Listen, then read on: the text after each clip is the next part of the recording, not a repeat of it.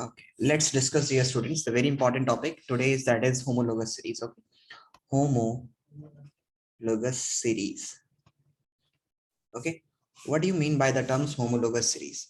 So let's discuss. Homologous series में हम बोलेंगे कि ऐसे ग्रुप ऑफ हाइड्रोकार्बन्स होते हैं जिसमें एक मेंबर और दूसरा मेंबर में जो फर्क होगा वो CH2 ग्रुप का होगा. व्हाट डज इट मींस कि सक्सेसिव होमोलॉग अगर हमारे पास सपोज कीजिए C2H6 लिखा हुआ है हमारे पास, C2H6 हमारे पास कोई एक हाइड्रोकार्बन है, ठीक है, और मुझे इसका नेक्स्ट होमोलॉग बताना है, ठीक है. तो अगर मुझे इसका नेक्स्ट होमोलॉग बताना होगा तो वो नेक्स्ट होमोलॉग होगा C3H8. सो आप देखेंगे कि ये सक्सेसिव होमोलॉग डिफर किससे है? CH2 ग्रुप से है. CH2 ग्रुप, तो CH2 ग्रुप मतलब का डिफरेंस होना चाहिए एक होमोलॉग से दूसरे होमोलॉग के बीच में. ओके, समझ आया? Do you understood? Got it बेटा? Yes, sir.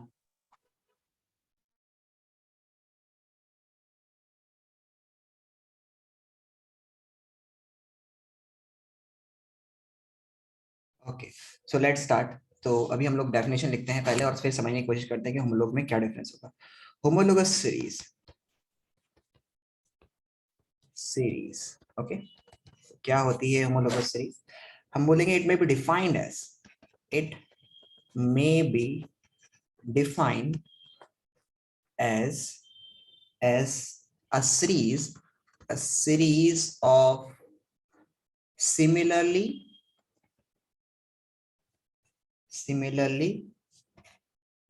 constituted compounds in which the member possess similar chemical. जब सेम फंक्शनल ग्रुप होगा मतलब सब कुछ सेम होगा, तो अभी हम बात करें, डिस्कस भी करेंगे इसको भी हम. तो it may be defined as a similar constituted compounds in which the member possess similar chemical properties, या हम बोलेंगे similar chemical characteristics and the two consecutive members differ in their molecular formula by CH2 group. CH2 group से differ करेगा. मतलब क्या हुआ इसका मतलब हुआ कि जो मेंबर होगा वो एक मेंबर दूसरे मेंबर से CH2 ग्रुप से डिफर करेगा. सबसे इंपॉर्टेंट बात ये है जो इसमें बहुत अच्छे से आपको समझनी है, वो क्या है कि सपोज कीजिए कि आपके पास ये एक, मान लेता हूं मैं कि हमारे पास कोई भी एक फॉर्मूला है. Let's I am writing C2H6O. Okay, I am writing C2H6O. Okay, और एक दूसरा फॉर्मूला लिखा है मैंने C3H8O. C3H8O. सो अभी आपको ये दोनों सेम होमोलॉग है. अगर मैं इसको कंडेंस फॉर्मूला में लिखता हूं तो ये दोनों सेम होमोलॉग है, इनमें कोई डिफरेंस नहीं है. लेकिन सबसे इंपॉर्टेंट बात जो बोला गया है, मतलब फॉर्मूला डिफरेंस क्या, मतलब CH2 ग्रुप का डिफरेंस है. तो ये इसमें और इसमें CH2 ग्रुप का डिफरेंस है.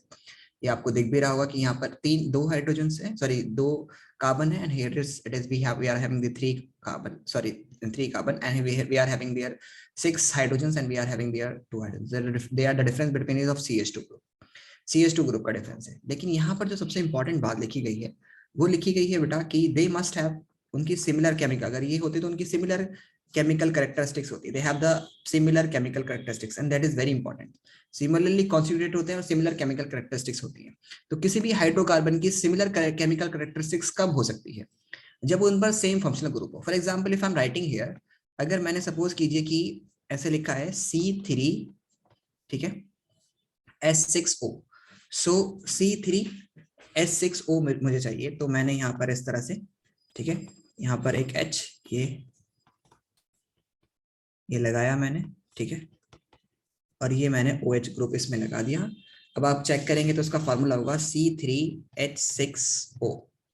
ओके, C3H6, ये भी H इसमें काउंट कीजिए, तो you will get C3H6O as a formula, ठीक है। 1 2 3 4 5 6, ओ नहीं C3H6 नहीं, C3H8, C3H8O, 1 2 3 4 5 6 7 8, ठीक है। और मैं अगर इसका दूसरा दो कार्बन का लिखता हूं तो ये मेरे पास एक, so this is the homologue for, ये जो होमोलॉग है बेटा ये किसके लिए, दिस होमोलॉग इज फॉर, ये दोनों होमोलॉग हैं, ये दोनों होमोलॉग है क्योंकि इसमें भी आप एक कार्बन और दो हाइड्रोजन का डिफरेंस यहाँ पर देख रहे हैं, 1 2 3 4 5 6, तो इसका फॉर्मूला होगा C2H6O, ठीक है, कंडेंस फॉर्मूला C2H6O। लेकिन मैं कहना क्या चाह रहा हूँ, मैं कहना ये चाह रहा हूँ कि अभी इनका सेम फंक्शनल ग्रुप है तो इनकी सेम केमिकल प्रॉपर्टीज होगी, because they are having the alcohol, और नॉर्मली एक ही CH2 ग्रुप से डिफरेंस से ज्यादा डिफरेंस नहीं है, तो केमिकल प्रॉपर्टीज लगभग सेम होगी। केमिकल प्रॉपर्टीज कौन रिप्रेजेंट करता है, फंक्शनल ग्रुप रिप्रेजेंट करता है, तो they are going to have the same functional group. लेकिन अगर मैंने सपोज कीजिए कि एक ऐसे लिखा, मैंने late suppose if I am writing like this,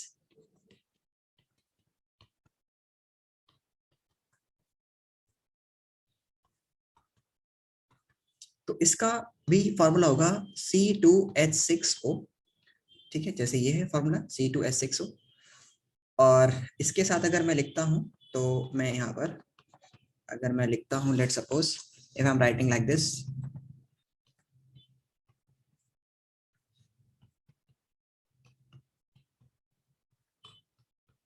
if you are writing like this, तो आप देखोगे कि ये इसमें इसमें जो फंक्शनल ग्रुप है वो ROH यानी कि अल्कोहल का फंक्शनल ग्रुप है, this is the functional group of alcohol बेटा, ये एल्कोहल का फंक्शनल ग्रुप है, ये भी एल्कोहल का फंक्शनल ग्रुप है, ये भी अल्कोहल का फंक्शनल ग्रुप है, ओके।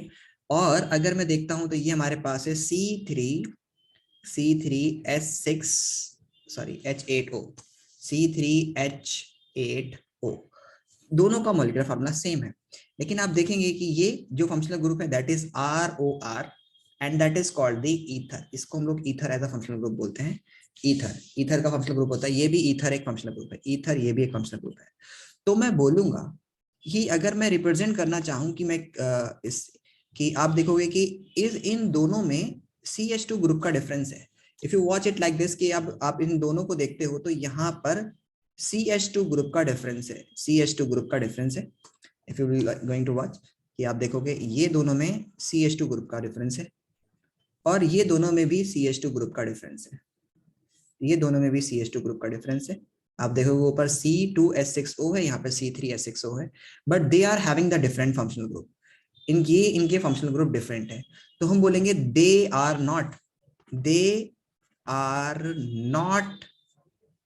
कंसीडर्ड एज होमोलॉग, क्योंकि होमोलॉग होने के लिए CH2 ग्रुप के साथ साथ सेम केमिकल प्रॉपर्टीज भी होनी चाहिए, और सेम केमिकल प्रॉपर्टीज कब हो सकती हैं, जब only the same functional groups are present बेटा, if there is no same means अगर सेम फंक्शनल ग्रुप नहीं है तो उस कंडीशन पर हम बोलेंगे कि इनमें सेम केमिकल प्रॉपर्टीज नहीं है, समझ आया।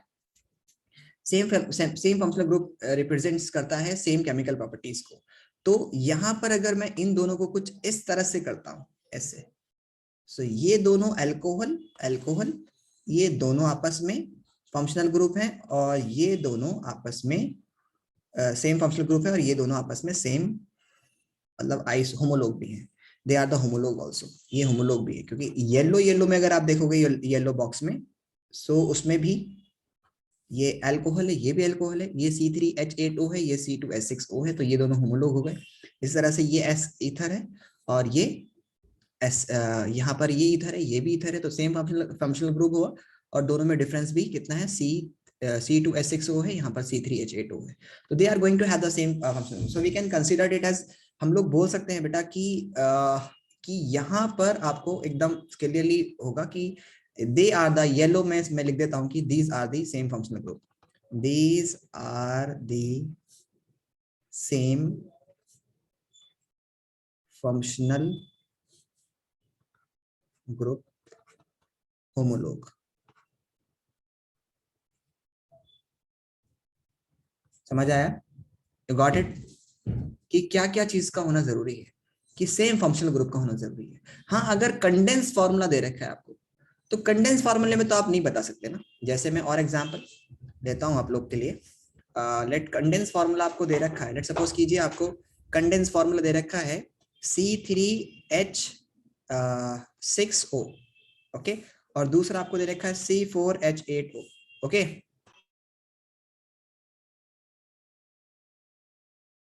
Okay, C3H6O, C4H8O। तो अभी आप कह सकते हो कि कंडेंस है, आपको नहीं पता इसमें कौन सा फंक्शनल ग्रुप है, ये तो सिंपल सा लिखा हुआ है, लेकिन आप इजीली बोल सकते हो कि हाँ ये दोनों होमोलोग हैं।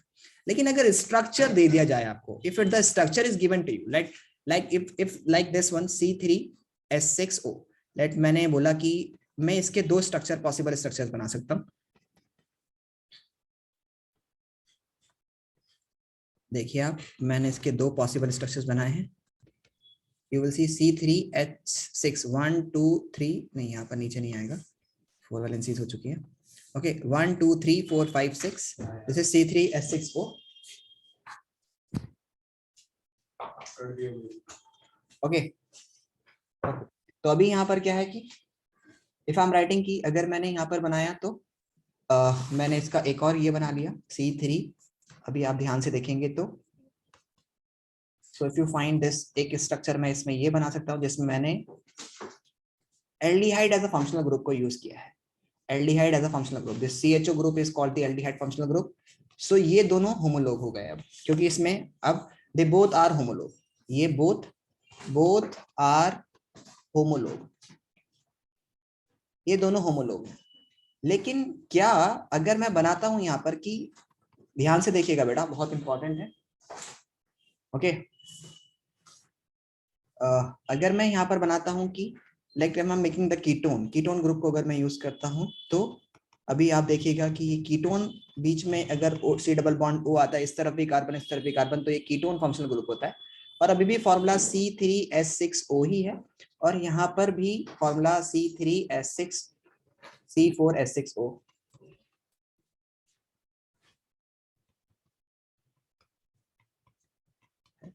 तो यहाँ पर आप देखेंगे, यहाँ पर आप देखेंगे कि H8O, दिस इज दी, ये भी कीटोन है, ये भी कीटोन फंक्शनल ग्रुप है, तो ये दोनों भी होमोलोग है, दीज आर दी होमोलोग, ये दोनों भी होमोलोग हैं, दीज आर दी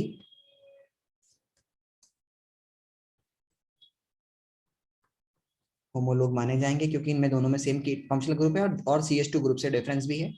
लेकिन क्या मैं बोलूं कि क्या ये और ये फंक्शनल ग्रुप, ये बोलिएगा, मैं पूछूंगा आपसे, क्या ये और ये आपस में सेम होमोलोग होंगे, जबकि फॉर्मूला दोनों का डिफरेंस जो है वो ये है C3H6O और ये है C4H8O।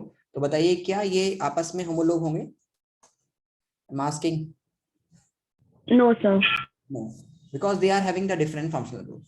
लाइकवाइज तो हम बोलेंगे नॉट अ फंक्शनल ग्रुप, या बोलेंगे नॉट होमोलोग, होमोलोग नहीं होंगे। और इसी तरह से मैं बोलूंगा कि इसको और इसको, ये C4H8O है, ठीक है, और ये भी, इन दोनों में भले ही CH2 ग्रुप का डिफरेंस है, लेकिन नॉट होमोलोग। समझ आया? अच्छे समझ आया? Yes, sir. तो यहाँ पर हम लोग लिखेंगे एक पॉइंट होमोलोग के लिए कि जो मेंबर्स होंगे, ठीक है, they must have the identical functional group, okay. The members of any particular family or functional group, any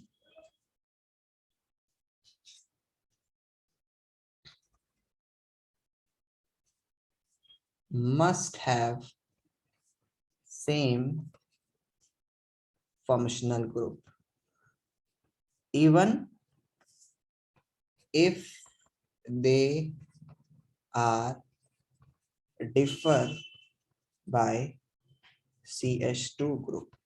अगर CH2 ग्रुप से भी डिफरेंट है, लेकिन उनके अंदर सेम फंक्शनल ग्रुप होना चाहिए। समझ आया?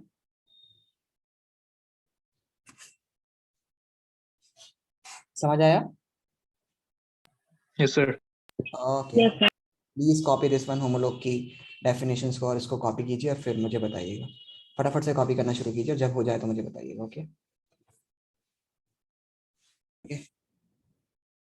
सो होमोलॉगस सीरीज से बेस्ड क्वेश्चन कैसे आएंगे? फॉर एग्जांपल आपसे पूछ लिया जाएगा, गिव दी, आपको मॉलिक्यूलर फार्मूला मतलब इस तरह से दे दिया जाएगा, give the molecular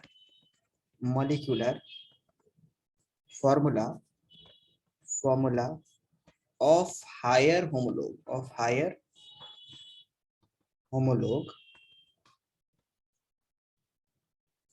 of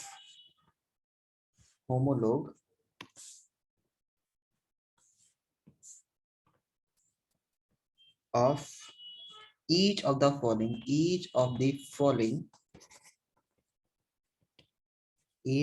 following इनमें से आपको बताना होगा। तो सबसे पहले यहाँ पर आपको गिवन है, लेट सपोज 1 आपको दे दिया गया है कि CH2 ग्रुप, C2H6 सपोज कीजिए, सॉरी C2H2 आपको गिवन है। सेकंड आपको गिवन है दैट इज C4H8, ठीक है। उसके बाद थर्ड आपको गिवन है दैट इज C3H8 और उसके बाद आपको गिवन है दैट इज C3OH। सो बताइए बेटा, इसमें से कौन सा मतलब इसका नेक्स्ट होमोलॉग बताइए मुझे। सभी से पूछूंगा मैं बारी बारी। तो बताइए तनिष्का, इसका नेक्स्ट होमोलॉग क्या होगा? What should be the formula of this next homologue? Tanishka, is I am audible? Sorry, I didn't understand. सो बेटा इसका नेक्स्ट होमोलॉग क्या होगा? बेटा नेक्स्ट होमोलॉग मेंबर इसका नेक्स्ट, इसमें एक कार्बन प्लस करो, कितना कार्बन है अभी इसमें? 2, तो कितना हो जाएगा? 3 C3H4. C3H4 CH2 ग्रुप बस ऐड करना होता है, CH2 ग्रुप ऐड करना होता है। बताइए केविन, इसका नेक्स्ट होमोलॉग क्या होगा?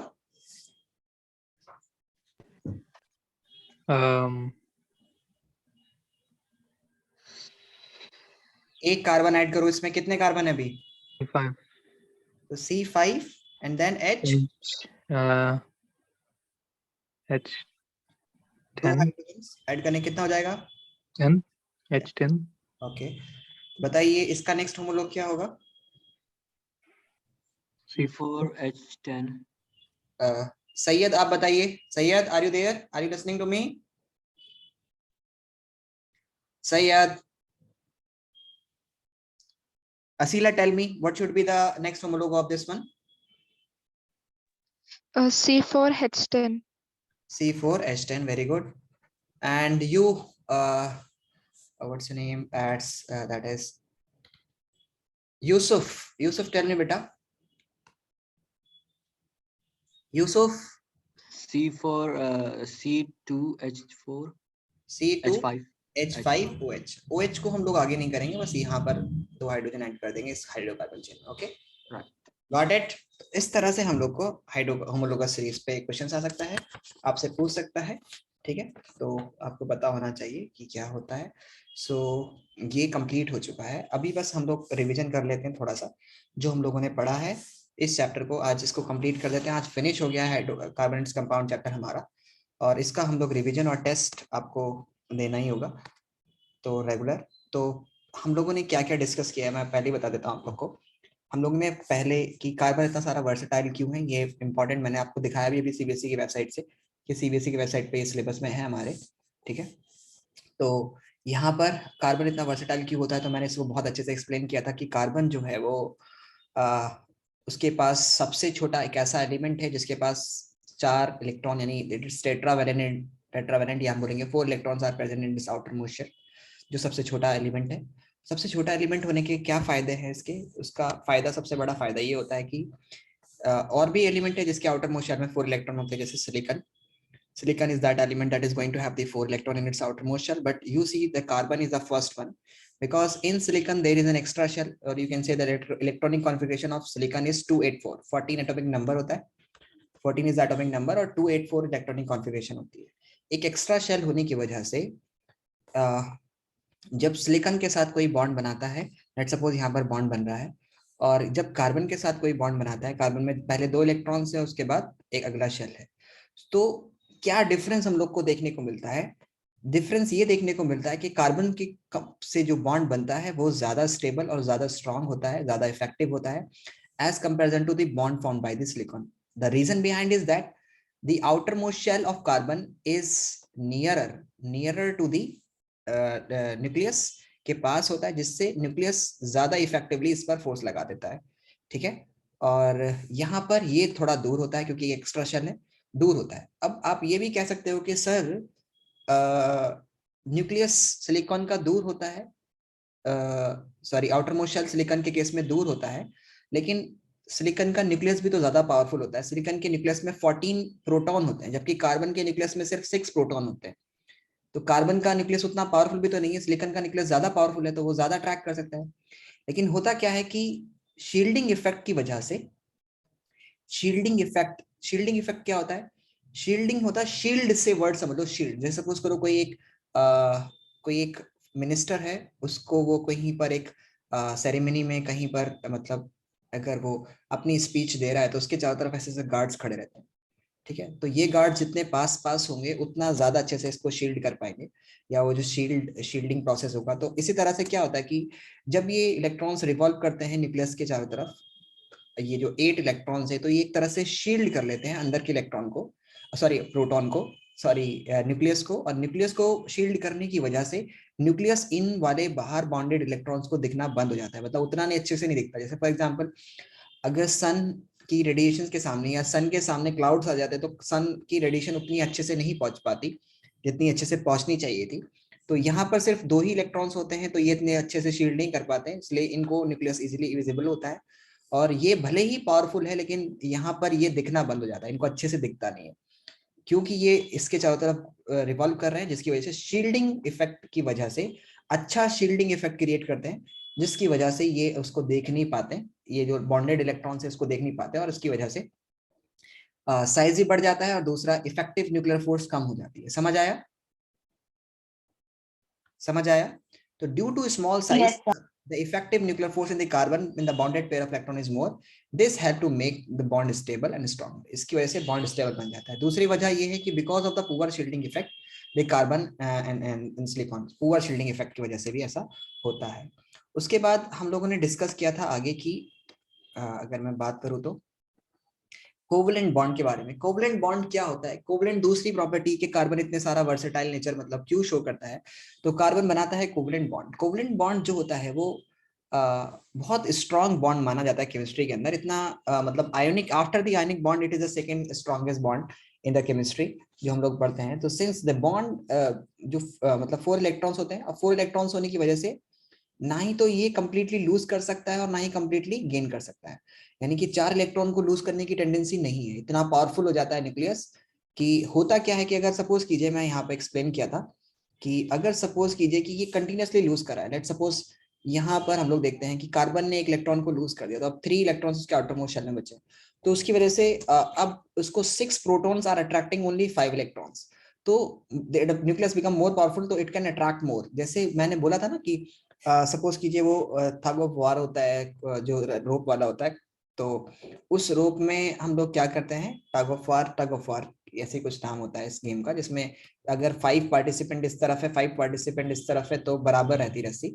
लेकिन अगर आपने इधर का एक मेंबर हटा दिया तो फिर ये अपनी तरफ उसको खींचने लग जाएगा. तो इसी तरह से न्यूक्लियस इसको जैसे ही एक इलेक्ट्रॉन रिमूव होगा तो ये साइज का छोटा हो जाएगा, फिर एक और इलेक्ट्रॉन रिमूव कर दिया तो साइज और छोटा हो जाएगा, और छोटा साइज होने की वजह से जो नेक्स्ट इलेक्ट्रॉन को निकालना बहुत मुश्किल हो जाएगा, क्योंकि वो न्यूक्लियस के पास आ गया है, और it is very large amount of force will be required to remove the electron. So इसमें से 4 इलेक्ट्रॉन निकालना बहुत मुश्किल काम है, मतलब नहीं निकाल सकते. और 4 इलेक्ट्रॉन्स को गेन करना भी बहुत मुश्किल काम है, क्योंकि उतना पावरफुल न्यूक्लियस नहीं है, कि वो 6 प्रोटॉन हो. There are only 6 proton and they will be attracting the 10 electron. So इतना पावरफुल न्यूक्लियस नहीं है. तो ये क्या करता है, सिंपल शेयरिंग करता है. शेयरिंग करने से क्या होता है कि 2 न्यूक्लियस के इन्फ्लुएंस में आ जाता है एटम. एक तो जिसका मतलब जिससे शेयर कर रहा है उसका भी न्यूक्लियस होगा, और एक कार्बन का, दोनों का, जैसे सपोज कीजिए हाइड्रोजन और कार्बन के बीच में बॉन्ड बन रहा है, तो कार्बन का न्यूक्लियस भी उसको हेल्प करेगा और हाइड्रोजन का भी, और इस तरह से बॉन्ड इफेक्टिवली मजबूत होता है दोनों का। तो कोवलेंट बॉन्ड जो होता है वो बहुत ज्यादा इफेक्टिव होता है और बहुत ज्यादा हम बोलेंगे कि पावरफुल होता है, जिसकी वजह से बॉन्ड बहुत मजबूत होता है। Okay, covalent bond is stable and second largest bond. तो ये 4 को लूज करता है और 4 को नहीं तो लूज करता है ना ही गेन करता है, तो शेयरिंग करता है, और शेयरिंग वाले बॉन्ड को हम लोग कोवलेंट बॉन्ड बोलते हैं। Okay, got it, got it. Yes, sir.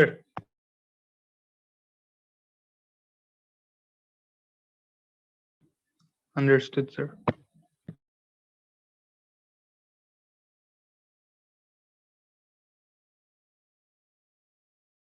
तो एक तो हमने डिस्कस की कि छोटा साइज होने की वजह से, स्मॉल साइज होने की वजह से ऐसा होता है। दूसरी प्रॉपर्टी हमने डिस्कस की कि टेट्रावेलेंट होने की वजह से। टेट्रावेलेंट होने से क्या फायदा है भाई? टेट्रावेलेंट होने से सबसे बड़ा फायदा ये है कि वो एक बार में 4 एटम से बॉन्ड बनाने की कैपेबिलिटी रखता है, 4 डिफरेंट एलिमेंट से बॉन्ड बना सकता है। तो it has a capacity to tetravalency से एक बार में, अगर सपोज कीजिए जैसे क्लोरीन है, क्लोरीन इज मोनोवेलेंट, ठीक है, सो वो सिर्फ एक ही से बॉन्ड बना सकती है। तो कितना कितना करेगी? सिर्फ एक ही तरफ से बॉन्ड बना सकती है, दूसरी तरफ से नहीं बना सकती।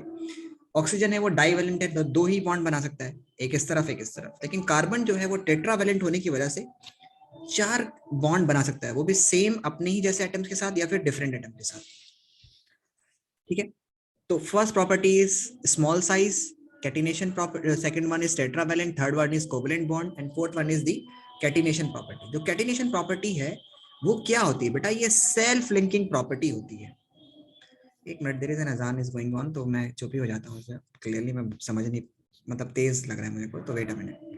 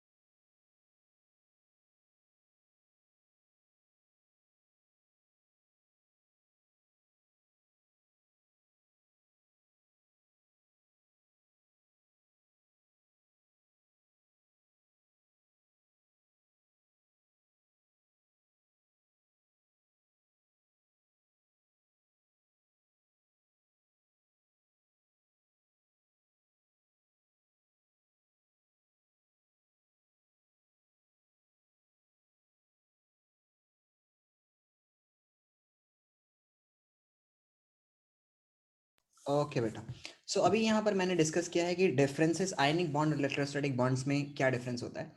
इलेक्ट्रोस्टैटिक बॉन्ड जो होता है that is the bond between a positively charge cation and the negatively charge anion. Cation और एनायन के बीच में। अब केटायन क्या होता है? जब कोई एक एटम अपना एक इलेक्ट्रॉन को लूज कर देता है तो वो उस पर पॉजिटिव चार्ज आ जाता है।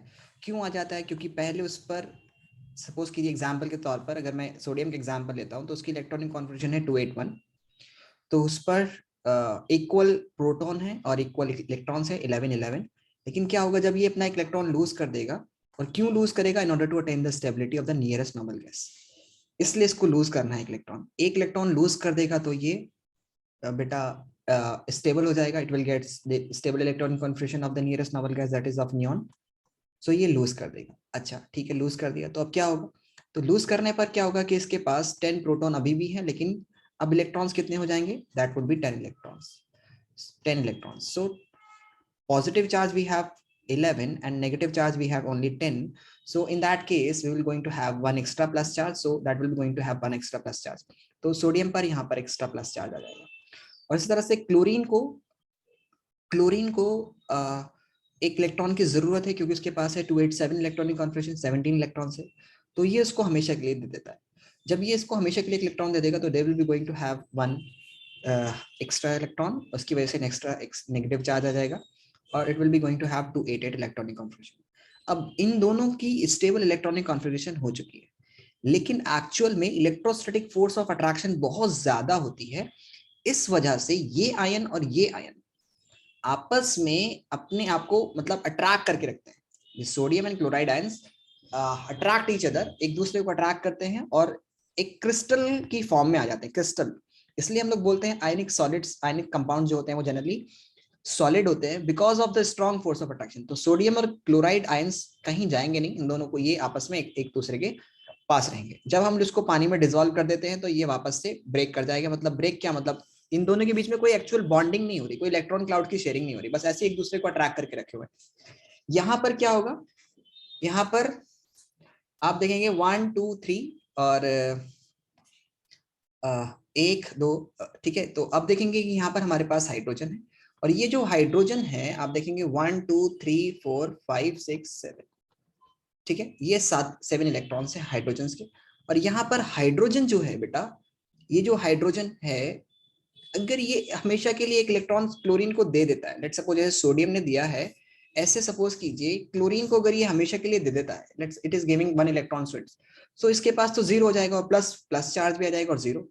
जबकि इसकी नियरेस्ट नोबल गैस है हीलियम, ये चाहता है कि मेरे पास भी 2 इलेक्ट्रॉन हो हीलियम की तरह, तो ये इसको हमेशा के लिए नहीं देगा electron, it will not lose its 1 electron. तो ये क्या करेगा, शेयरिंग करेगा। यहाँ पर होगी शेयरिंग, इस तरह से शेयरिंग होगी, क्लोरीन के एक इलेक्ट्रॉन के साथ शेयरिंग होगी और that will be considered as, हम बोलेंगे कि ये HCl जो होगा, HCl में होता है कोवलेंट बॉन्ड। अब ये जो कोवलेंट बॉन्ड भी अलग अलग तरह के होते हैं, पोलर कोवलेंट बॉन्ड और non polar covalent bond. Covalent bond अगर सेम तरह के एटम्स के अंदर होता है, लेट्स सपोज कीजिए अगर मैं आपको एक्सप्लेन करता हूँ कि जैसे सपोज कीजिए क्लोरीन है, एक क्लोरीन का एटम है यहाँ पर, उसके पास 7 इलेक्ट्रॉन है, electronic configuration is 287। There is another chlorine, it is going to have 7 electron in its outermost shell. So what will they do? In order to attain stability, दोनों के पास 8 होने चाहिए, तो ये क्या करेंगे, they will start sharing 1 electrons। ये अपने एक इलेक्ट्रॉन को शेयरिंग करना शुरू कर देंगे और जब ये शेयरिंग करेंगे इलेक्ट्रॉन्स की, तो यहाँ पर आप देखेंगे कि ये और ये और ये आपस में शेयरिंग करने लग जाएंगे और जब ये शेयरिंग करेंगे तो they will form the दोनों के आउटर मोस्ट शेल में 8 इलेक्ट्रॉन्स हो जाएंगे और they will be going to have bond and this is called the chloride Cl2। ये Cl2 की फॉर्मेशन हो जाएगी। इसलिए जितने भी गैसेस होते हैं या नॉन मेटल्स होते हैं जनरली, वो जनरली ज्यादातर केसेस में they are found in the molecular forms, molecules में। जैसे O2 है, O2 की अगर मैं बात करता हूं तो ऑक्सीजन की आउटर मोस्ट शेल में होते हैं 6 इलेक्ट्रॉन्स, 2,6 इलेक्ट्रॉनिक कॉन्फ़िगरेशन होती है। Only the electron that are present in the outermost shell वही पार्टिसिपेट करते हैं बॉन्डिंग में। और आपको पता है कि इसको नियरेस्ट नोबल गैस नियॉन की इलेक्ट्रॉनिक कॉन्फ़िगरेशन चाहिए, सो इसको 2 इलेक्ट्रॉन्स की कमी है अभी, तो ये 2 की क्या करेंगे, शेयरिंग कर लेंगे। तो they will start sharing 2 electrons each of them and they will be going to have 8 electrons. Now 1 2 3 4 5 6 7 8, oh I have made this, इसको मैंने ज्यादा इलेक्ट्रॉन्स दे दी, सो अब सही है। 1 2 3 4 5 6 7 8, 1 2 3 4 5 6 7 8, दोनों के में 8 इलेक्ट्रॉन्स हो चुके हैं। तो इस तरह से ये बनेगा स्टेबल बॉन्ड। अच्छा, इस तरह के बॉन्ड, इस तरह का कोवलेंट बॉन्ड को हम लोग बोलते हैं नॉन पोलर कोवलेंट बॉन्ड। इस तरह के बॉन्ड को हम लोग नॉन पोलर कोवलेंट बॉन्ड बोलते हैं, यानी इनमें पोल्स डेवलप नहीं होंगे। अनलाइक अगर मैं बोलता हूं कि हाइड्रोजन है जैसे सपोज कीजिए और वो क्लोरीन एटम के साथ बॉन्ड बना रहा है, तो हाइड्रोजन और क्लोरीन को अगर हम देखें तो उसमें थोड़ा सा पोलैरिटी डेवलप हो जाती है। क्या होता है पोलैरिटी, भी समझते हैं। सपोज कीजिए कि ये हाइड्रोजन का एटम है और ये क्लोरीन का एटम है, दोनों ने आपस में बॉन्डिंग बनानी है in order to attain the stability, तो दोनों ने एक इलेक्ट्रॉन की शेयरिंग कर ली है, ठीक है। अब क्लोरीन एटम्स जो है वो बहुत ज्यादा इलेक्ट्रोनेगेटिव एलिमेंट है। इलेक्ट्रोनेगेटिव का मतलब क्या हुआ, इलेक्ट्रोनेगेटिव मतलब कि उसके पास टेंडेंसी है अपनी तरफ इलेक्ट्रॉन को अट्रैक्ट करने की। तो ये जो क्लाउड बनेगा यहाँ पर, ये जो क्लाउड बनेगा यानी जो शेयरिंग क्लाउड बनेगा, जो इलेक्ट्रॉन्स का शेयरिंग क्लाउड होगा, ये क्लाउड मतलब ऐसा समझ लीजिए कि फैन की तरह, जैसे फैन ब्लेड्स घूमते हैं तो एक क्लाउड बन जाता है, तो इसी तरह से यहाँ पर जो इलेक्ट्रॉन्स के रिवॉल्यूशन की वजह से जो क्लाउड बनेगा, उस जगह उस क्लाउड को क्लोरीन अपनी तरफ थोड़ा सा डिस्टॉर्ट कर लेता है, यानी इसको अपनी तरफ अट्रैक्ट कर लेता है। तो ये कुछ इस तरह से क्लोरीन ने अपनी तरफ अट्रैक्ट कर लिया, बॉन्डेड पेयर ऑफ इलेक्ट्रॉन्स को क्लोरीन ने अपनी तरफ अट्रैक्ट कर लिया, जिसकी वजह से क्लोरीन पर स्लाइटली नेगेटिव चार्ज आ जाता है because it is attracting the hydrogen electron. So it will B since the electron is shifting more towards the chlorine rather than the hydrogen or in between में बीच में भी नहीं है, अगर बीच में होता तो ठीक रहता, लेकिन क्योंकि इसने अट्रैक्ट कर लिया तो उस पर स्लाइटली नेगेटिव, इसको इस तरह से स्लाइटली डेल्टा बना के उस पर स्लाइटली पॉजिटिव चार्ज आ जाएगा क्योंकि इसने हल्का सा इलेक्ट्रॉन, लेकिन ये कोवेलेंट बॉन्ड ही है, बस इसको हम लोग बोलेंगे polar covalent bond because the poles are developed, polar covalent bonds, क्योंकि यहां पर बेटा पोल्स डेवलप हो चुके हैं. क्या हो चुके हैं? पोल्स, एक पॉजिटिव और एक नेगेटिव पोल्स डेवलप हो चुके हैं, तो इसको हम लोग पोलर कोवेलेंट बॉन्ड बोलेंगे. जैसे वाटर के अंदर भी ऐसा ही होता है, वाटर को अगर हम लोग देखेंगे तो वाटर में भी पोलर कोवेलेंट बॉन्ड होता है, क्योंकि oxygen nitrogen chlorine and fluorine ये बहुत ज्यादा इलेक्ट्रोनेगेटिव एलिमेंट्स हैं, बहुत ज्यादा इलेक्ट्रोनेगेटिव एलिमेंट्स हैं. ये बॉन्डेड पेयर ऑफ इलेक्ट्रॉन्स को अपनी तरफ खींचते हैं, सबसे ज्यादा ये है. तो जैसे ऑक्सीजन है, ऑक्सीजन ने क्या किया है यहाँ पर, सपोज कीजिए ऑक्सीजन के पास है ये 6 electrons of oxygen are there, यहाँ पर मैंने ऑक्सीजन के 6 इलेक्ट्रॉन्स को बना दिया है. ओके, अब हाइड्रोजन आया, हाइड्रोजन ने क्या किया, अपना इलेक्ट्रॉन लेके आया यहाँ पर रखा, लेकिन ये क्या करेगा, इसको अपनी तरफ अट्रैक्ट कर लेगा, इस बॉन्डेड पेयर ऑफ इलेक्ट्रॉन को अपनी तरफ अट्रैक्ट कर लेगा, यानी ऑक्सीजन के जो हाइड्रोजन का क्लाउड होगा उसका इलेक्ट्रॉन अपनी तरफ थोड़ा सा अट्रैक्ट कर लेगा, और इसी तरह से ये भी थोड़ा सा अपनी तरफ अट्रैक्ट कर लेगा, और इस तरह से दे will be sharing the electrons, one electron will be sharing, but the more the electrons of hydrogen will be more shifted towards the oxygen, and this will gives a result in polar forming the water as polar compound.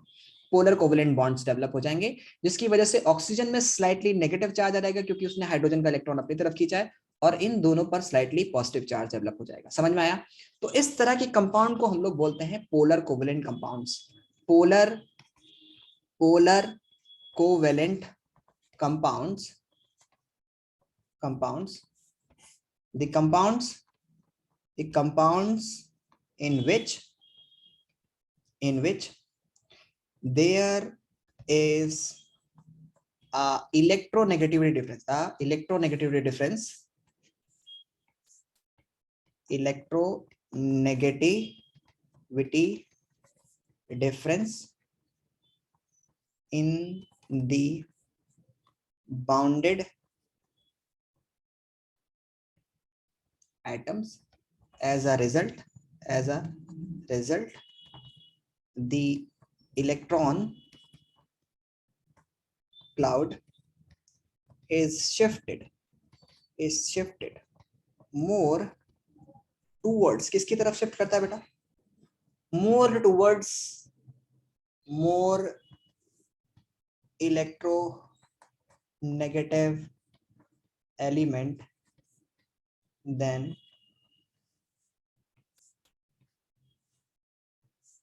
making it slightly electronegative while other as electropositive. समझ आया बेटा?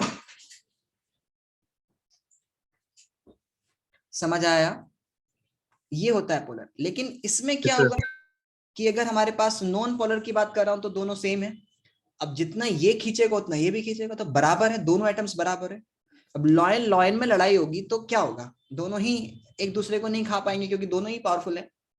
लेकिन अगर एक lion और एक dear में होगी तो जाहिर सी बात है लॉयन इज मोर पावरफुल, तो वो वहां पे अटैक कर देगा उसको.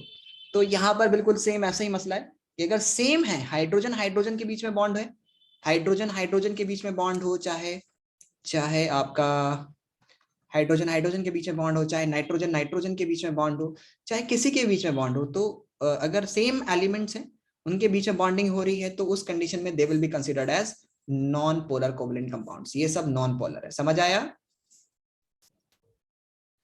आया? Tanishka, Asila, everyone? Yes, sir. Okay.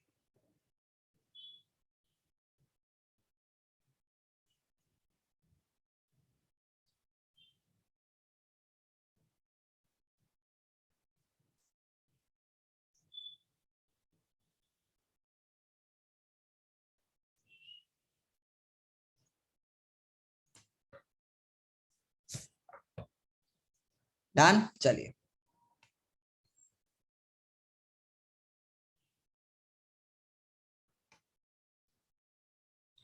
सो ये हम लोगों ने अभी डिस्कस किया ये पोलर कोवलेंट कंपाउंड क्या होते हैं और किस तरह से, और मैंने आपको पूरी शीट भेज दी है किस तरह से, मतलब पूरा एक एक चीज मैंने आपको बहुत अच्छे से एक्सप्लेन की है। And you have your recorded lectures also at learning view पे, आप जाकर के चेक कर सकते हैं, वहां से आप इसको दोबारा से अपने रिकॉर्डेड लेक्चर्स देख सकते हैं, जो आपका छूट गया है उसको मिस हुआ है तो वहां पर आप देख सकते हैं, और you can visit to my YouTube channel also, वहां पर भी आपको मिल जाएगा। ओके, सो आज के लिए हम लोग इतना ही रखते हैं, मिलते हैं अगली क्लास में। लेकिन प्लीज ये चैप्टर हम लोगों ने कंप्लीट कर दिया है, और इसमें मैंने आपको बहुत एक एक चीज को, allotropes of carbon, everything I have teach you, है ना, ग्रेट। मैंने अच्छे से तुम्हें एकदम समझाया है हर एक चीज को, क्यों कार्बन जो होता है वो इतना इतना मतलब सॉरी वर्सेटाइल क्यों होता है, ये मैंने आपको एक्सप्लेन किया। डायमंड क्यों गुड कंडक्टर होता है, सॉरी गुड कंडक्ट ग्रेफाइट क्यों गुड कंडक्टर होता है इलेक्ट्रिसिटी का, डायमंड क्यों नहीं होता है। ग्रेफाइट में ऐसी क्या खास बात है जो डायमंड में नहीं होती, और जो डायमंड में ऐसी क्या खास बात है जिसकी वजह से वो हार्ड होता है। तो ये सारी चीजें मैंने आपको बहुत अच्छे से एक्सप्लेन किया, विद स्ट्रक्चर लिखवा भी रखा है, हर एक चीज को अच्छे से एक्सप्लेन किया है। IUPAC नेमिंग मैंने आपको सिर्फ उतनी सिखाई है जितनी आपको जरूरत है। थोड़ा बहुत फंक्शनल ग्रुप की नॉलेज मैंने आपको सिखाया कि इसमें क्या फंक्शनल ग्रुप होता है, तो उसके हिसाब से मैंने आपको अच्छे से चीजों को एक्सप्लेन किया है। तो आप इसको ज्वाइन मतलब वो कीजिएगा, और नेक्स्ट क्लास में हम लोग मिलते हैं। That's all for today, will meet you in next class. Okay All right. Thank you, sir. Okay बेटा, Thank you, sir. ओके।